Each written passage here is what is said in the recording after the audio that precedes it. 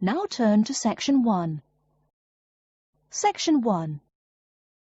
You will hear a conversation between a staff member from Gaia's Guardians and a man who wants to do something to protect the environment. First, you have some time to look at questions 1 to 5.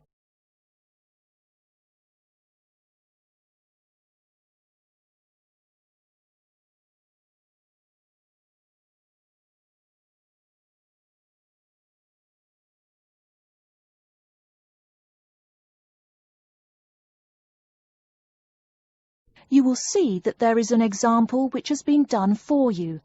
On this occasion only, the conversation relating to this will be played first. Hello, how may I help you? Well, I've been seeing these yellow boxes in front of a lot of houses in my neighborhood. Just wondered what they were for. I noticed your phone number on all of them, so I called. Could you tell me about your business? We do recycling, but we're not a business. Gaia's Guardians is a non-profit group. We encourage recycling as a way of protecting the environment.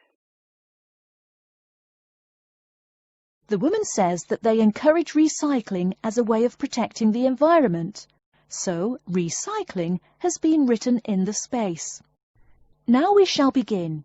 You should answer the questions as you listen, because you will not hear the recording a second time. Listen carefully and answer questions 1 to 5. Hello, how may I help you? Well, I've been seeing these yellow boxes in front of a lot of houses in my neighborhood. Just wondered what they were for. I noticed your phone number on all of them, so I called. Could you tell me about your business? We do recycling, but we're not a business. Gaia's Guardians is a non-profit group. We encourage recycling as a way of protecting the environment. I don't know. I mean, it is a good idea, but I really don't read the newspaper every day or anything. And we don't come collect newspapers every day. In fact, we only do pickups every other week. Oh, well, then maybe I could help. I mean, in my neighborhood there's too much rubbish lying around everywhere. I'd like to help out, I guess. That's great, sir.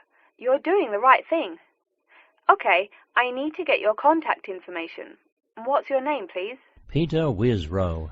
Peter, how do you spell your last name? W-I-S-R-O-W? No, actually, it's W-I-S-R-O-U-G-H. Oh, I'm sorry. I'm a terrible speller. You're a good speller. It's just that my family are terrible pronouncers. You're quite a card, Peter. Okay, now what's your address? Number 168 Bridge Road. That's here in London. How about if I have any questions? I'm sending you a copy of our booklet too. The booklet has our phone number and our email address, helpline@blackcat.com. That's HELPLINE @BLACKCAT.com. But I nearly forgot to ask, what's your postcode? BS97PU. PS97BU? No, that's B as in boy, S97P as in Peter, U. Before you hear the rest of the conversation, you have some time to look at questions 6 to 10.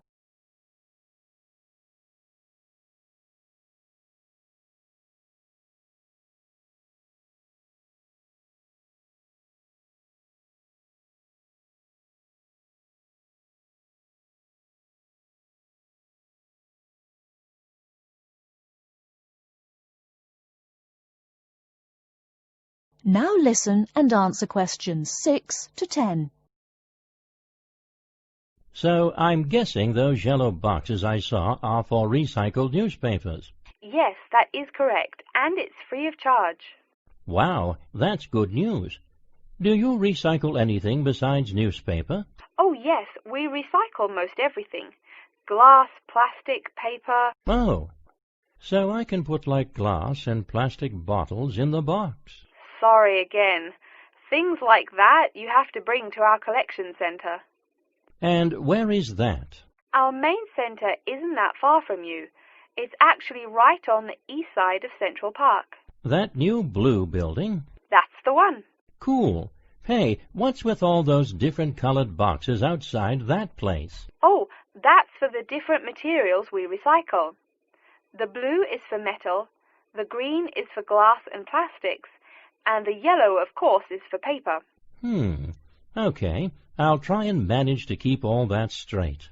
Oh, no need. They're each labeled. Great. So which one would I put magazines in? Actually, they don't go in any of the bins. Unfortunately, magazines can't be recycled because of the material they're made of. It's such a waste. So, would you be interested in volunteering? I'll think about it. Could you send me some more info? Absolutely. Along with the newspaper box, I'll be sending you our booklet, Savvy. That is SAVVY.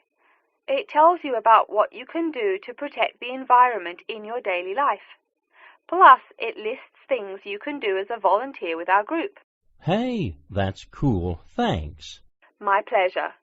Do you have any other questions or concerns? Nope, that's it.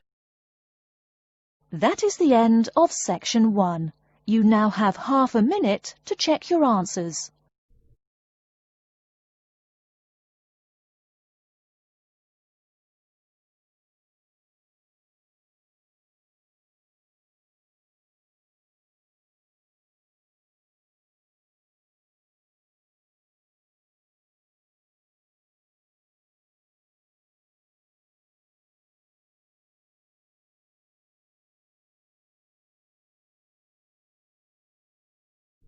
Now turn to section 2. Section 2. You'll hear an introduction about how to make a resume and apply for a job. First, you have some time to look at questions 11 to 17.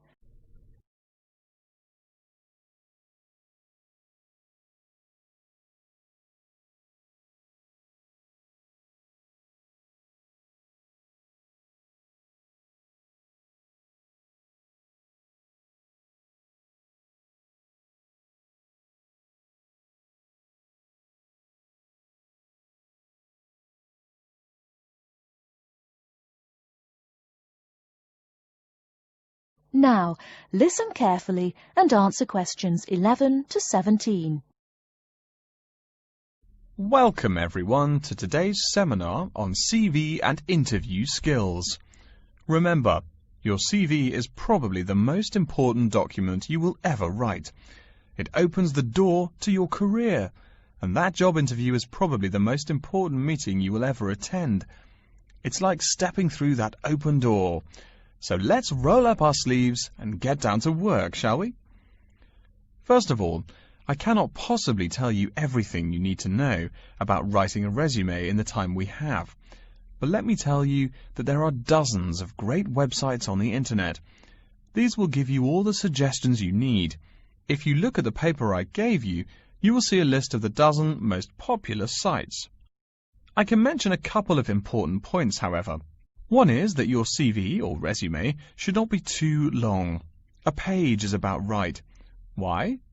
HR departments do not have the time to read long documents. Too many people are sending too many CVs. After all, the economic crisis of 2008 is still very much alive. Everyone needs a job now. No matter how short you make that resume, though, you do not want to forget to tell HR how to contact your references. References are people who will give you a recommendation for a job. That's usually an ex-boss or a professor who knows you well. Do not use relatives. I don't care how much your mum loves you. Also, when you send that CV, be sure to include a typed cover letter.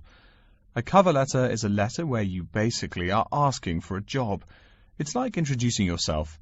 Make it brief. The real information about you is on that CV of yours, and please make sure the letter is typed. It doesn't matter if your handwriting is beautiful or not. Companies only read typed letters. Another point about CVs is you should try to have an attractive layout. Maybe use different type fonts or colors to highlight information. Some people include a photo. You can find dozens of examples on the internet. Whatever layout you decide to use, however, avoid all spelling and grammar errors. I used to be an HR manager. If I saw a mistake, that CV went into the garbage. Something you write in a CV is a description of your skills and experiences in an interesting way. Mention training, too. I mean, these are what get you hired. Do not just say, I have lots of experience, or I have many skills. Tell that boss what you did, for what company, and when. Better, tell him how well you did it. Don't just say, I sold houses. Say, I sold £2 million worth of houses in my first year. That is, say something to make the person reading excited and curious. Finally, speaking of CVs, it's sad, but some people actually forget to provide a contact number. That's pretty silly. You wrote a great CV, you have HR dying to meet you, and they don't know how. You forgot your phone number. Oh sure, if you apply online, they have your email address, but you just showed them you're forgetful. Why are they going to want to talk to you after that? Before you hear the rest of the talk, you have some time to look at questions 18 to 20.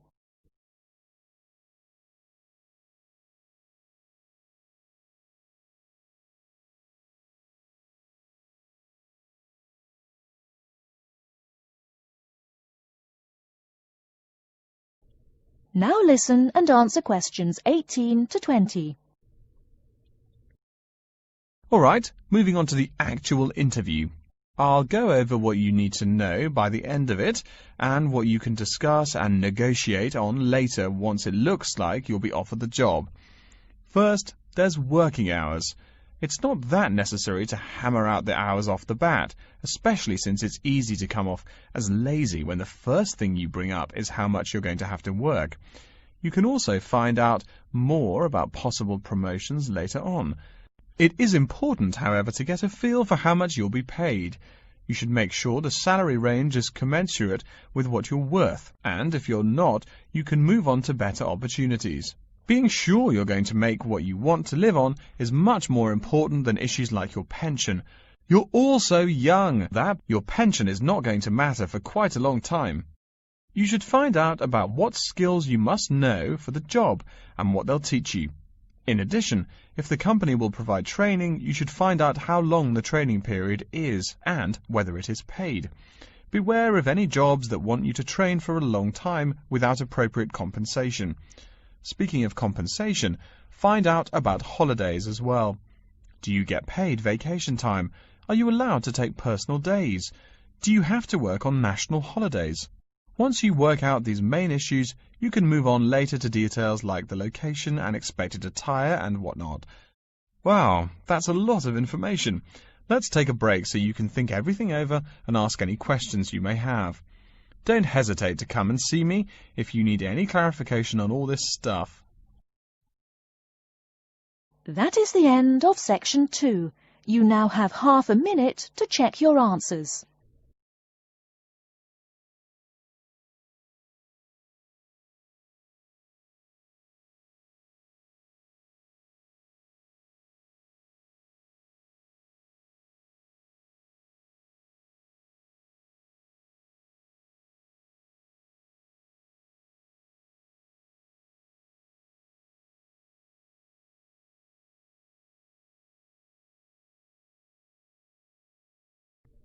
Now turn to section 3.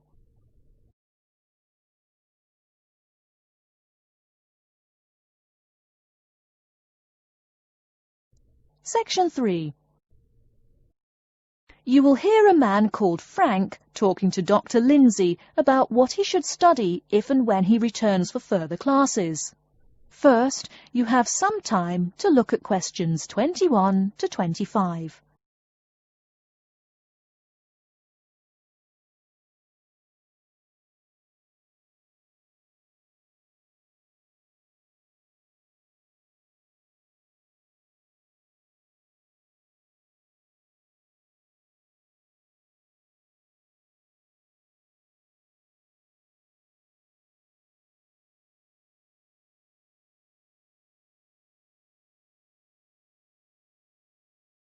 Now listen carefully and answer questions 21 to 25.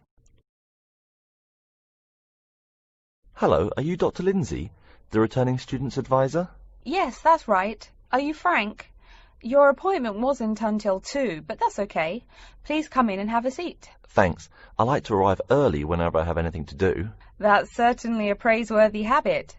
Let me see. It looks like you've taken a long break from school, and I understand you wanted to have a chat about what you should study if and when you return for further classes. It's such a big challenge. I don't know if I'm crazy for doing this or not. Believe it or not, I know exactly what you mean. Before I began working here at the university, I taught primary school for nearly 10 years.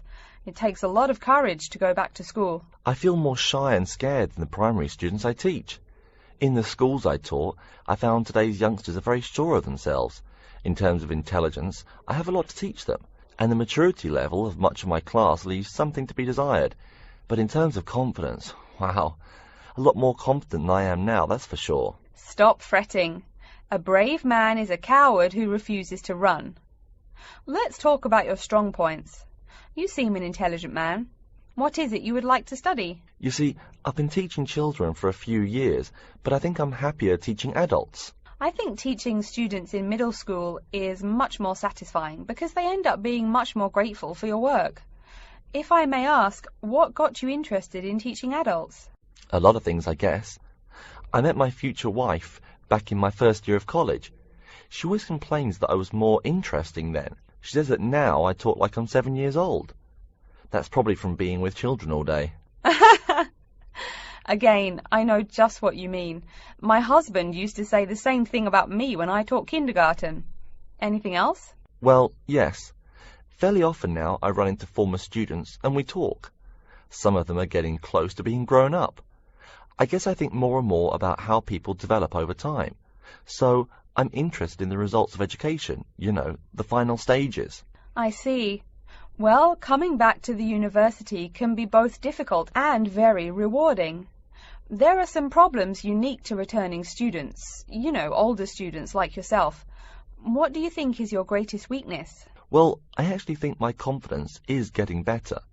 I'm definitely overcoming my introversion and starting to be much more comfortable in front of a class. To tell you the truth, I'm afraid I'm rather behind the times about many things. It's more difficult for me to chase after the popular things youngsters are fond of, such as iPhone, Twitter, if you name it. I think I understand. Before you hear the rest of the talk, you have some time to look at questions 26 to 30.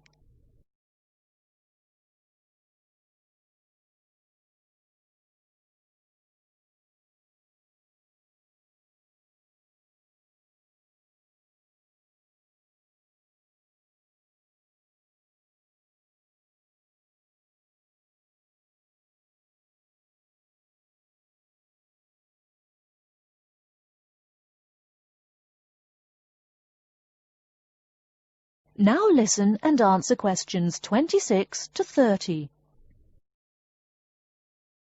How old are you, 35? People at your age still go back to school for further education. I was a bit the same way. I mean, I didn't study at university till after I had a family, a husband and one child. My point of view was a lot different from your average 18-year-old girls, I can tell you. Gee, that sounds pretty rough. A family and college? Clearly you weren't unsuccessful, though. It was, Frank, it truly was.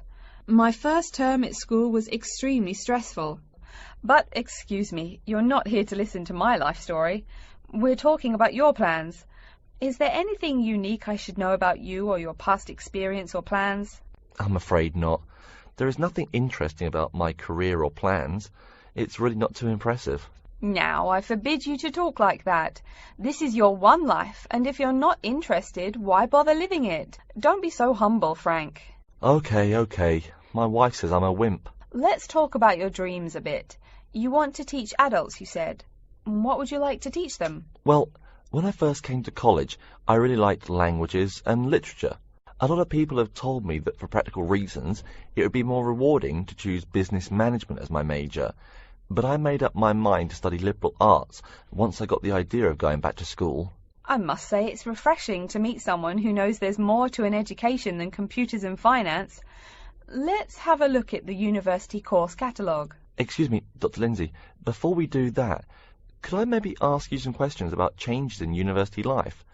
I think I need to discuss that so I know what to expect. Of course, I'm here to help you. The biggest thing to get used to is the change in technology. Professors present things on huge screens, many of which are interactive computerized whiteboards. You can write on them still and use them like a touchscreen. They're really handy. No more sloppy scribbled notes on the projector. Let's see, I doubt you'll be living in student housing, so I won't go into all the improvements there. Another major change that you'll enjoy is the plethora of resources available for students. As a student, you have 24-hour access to the gym and library privileges that include the use of school computers to scan, copy and print, and of course the media library, which contains movies from all genres and most of the movies listed on AFI's top 100 movies of all time. The dining facilities are also not what they used to be. They offer choices for all diets, and you can expect a hot meal any time of day. Wow, things really have changed. I'll be sure to utilize all those great facilities in my time here. Thanks for all your help, Dr. Lindsay. I think that's all the questions I have for now. That is the end of section 3. You now have half a minute to check your answers.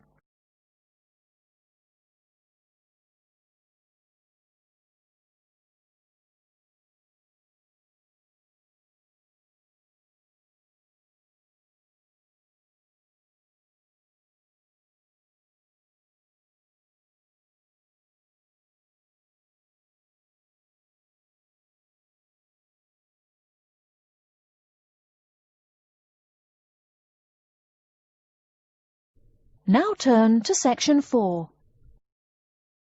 Section 4. You will hear an introduction about the curriculum and facilities of Wassamata University.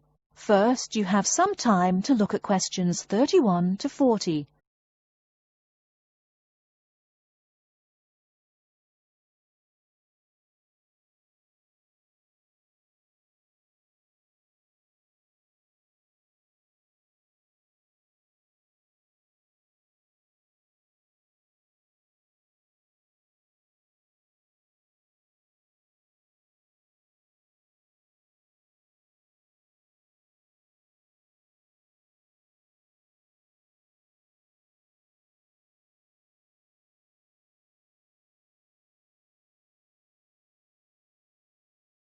Now listen carefully and answer questions 31 to 40. Okay, and welcome back.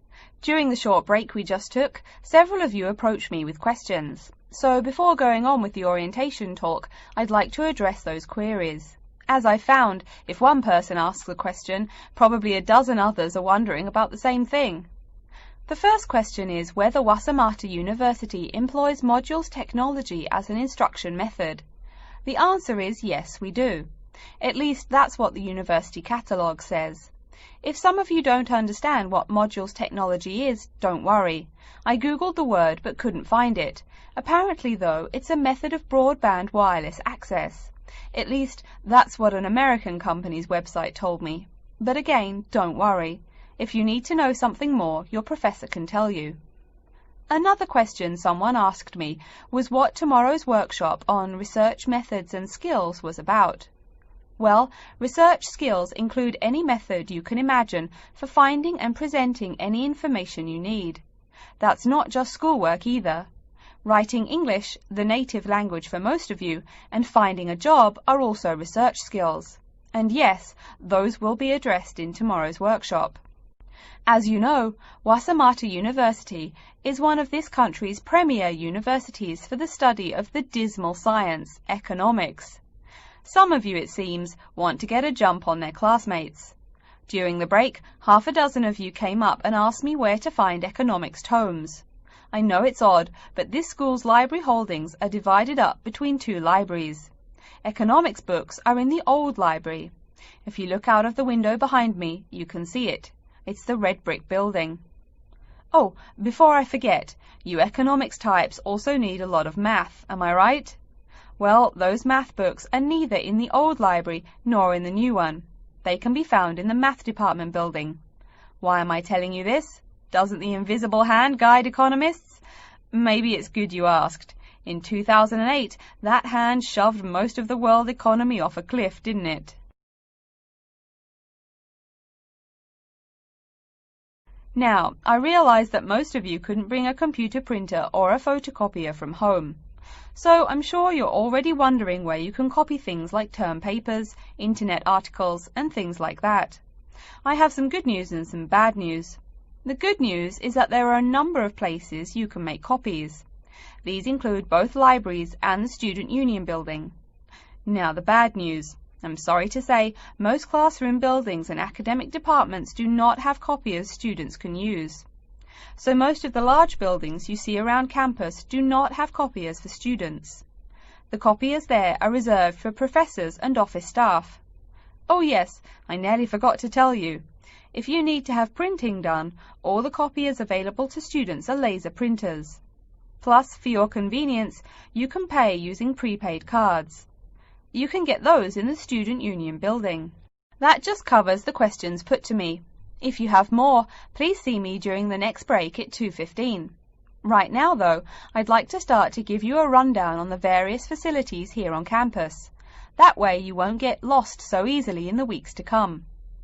I've been told that this year's incoming class features a large number of married students and parents. So you must be wondering where to put the baby while you're in class. Okay, right now we're in the Student Union building, right? Remember the big doors in front where you all came in?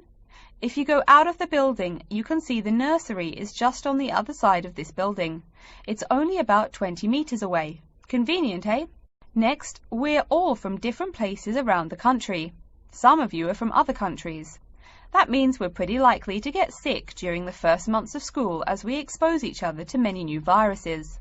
So where's the doctor? Of course, you need to find the Medical Services Centre, which is on the right as you leave the building. Remember, that's the second building on the right. And if you look out of that window, you can see a lot of antenna and satellite dishes on the roof. So that's what we call the Media Centre.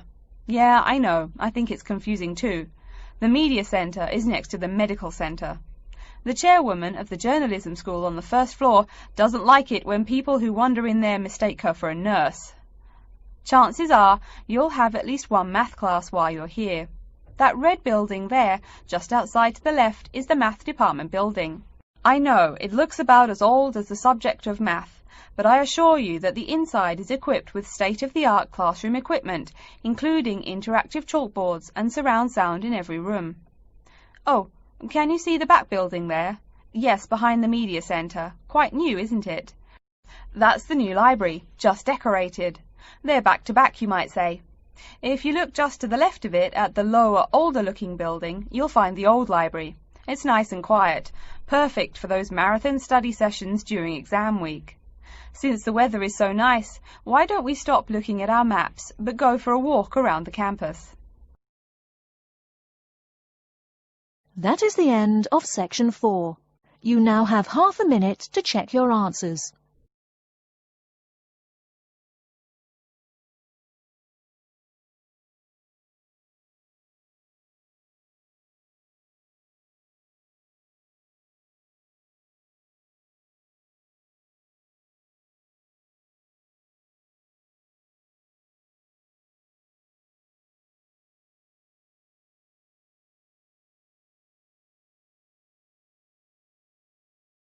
That is the end of the listening test.